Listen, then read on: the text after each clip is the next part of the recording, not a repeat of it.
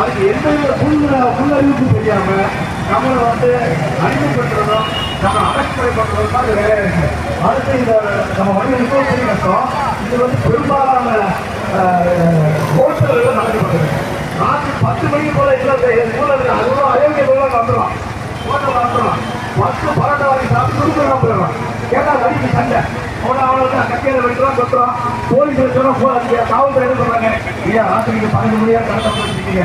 ஆனா விடிய கடத்த சொல்றவங்களுக்கு கஷ்டம் இருக்கு. 11 மணிக்கு வந்து சண்டை போட்டுப்பான். அடி எங்க பார்த்தாலும் அந்த மனிதர்கள் பிரிவுகளை பாதிக்கப்படுறாங்க. ஒற்றுமையா இருக்கு.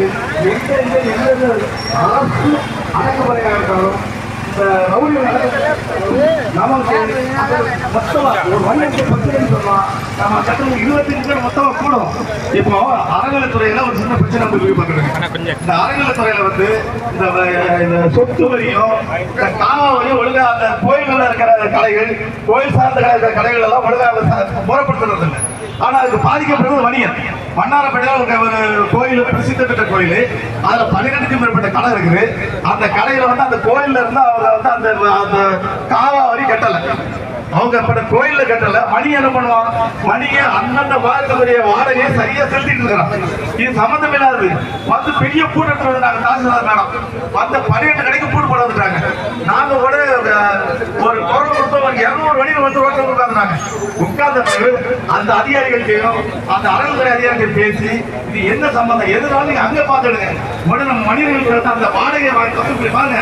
அந்த கடையை வந்து அடைக்க முடியாம இருக்கிறதுடைய காரணம் அந்த மனிதர்கள்ட்டே நம்ம வாடகை முன்னகுட்டியை வாங்கி அந்த அதிகாரிகள் பணம் எடுத்தோம். 52,000 கட்டின பேர் போறாங்க. இப்படி பல வகையில இம்சை கொடுத்துருக்காங்க. இந்த வணிகத்தை ஒழிக்கிறதுக்கு அரசாங்கம் முன்முயற்சியா இருக்கிறது. இதுல இருந்து நாம வெற்றி பெறணும்னா ஒற்றுமையே தேவை, ஒற்றுமையே தேவை, ஒற்றுமையே தேவை. நன்றி, வணக்கம். அருமையான பதிவு.